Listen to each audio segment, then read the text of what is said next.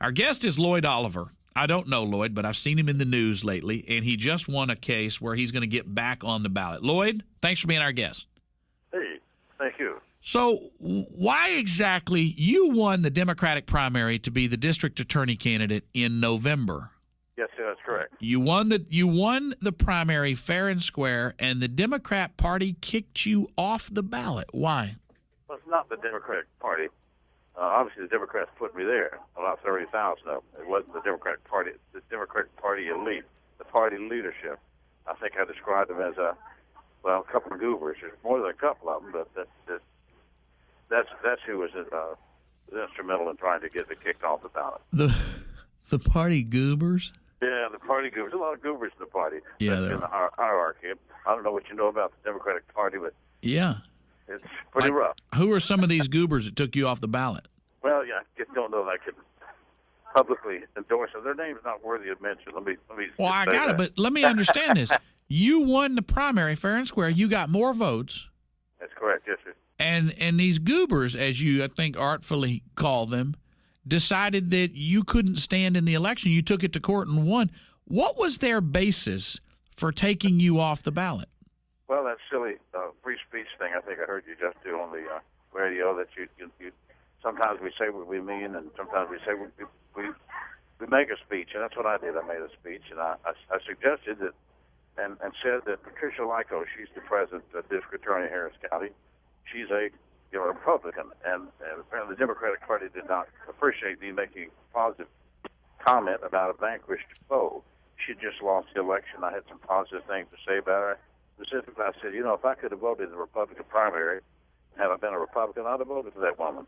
Oh, they went ballistic, the party leadership did. I had the audacity to say something nice about a Republican. I'm sorry, there's a lot of nice Republicans out there. There's also a lot of nice Democrats. But it comes to a point where we can't make a positive comment about a public official. There's something wrong with that. And that's exactly what I did. That's exactly what they did. So let me make sure I understand this. Lloyd Oliver is our guest. He won the Democratic primary here this year to be the district attorney candidate running for district attorney in November and to face the Republican.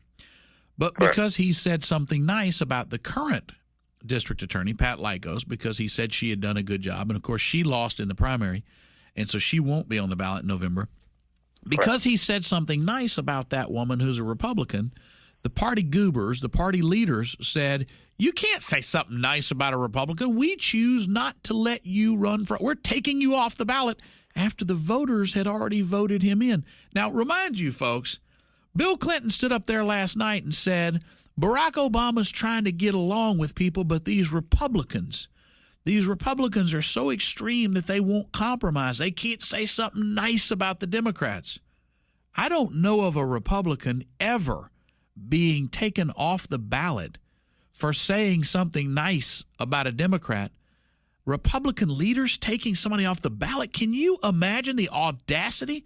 This guy gets over 30,000 votes by Democrats in their primary, and the Democrat goobers say, well, we don't care what those stupid people think.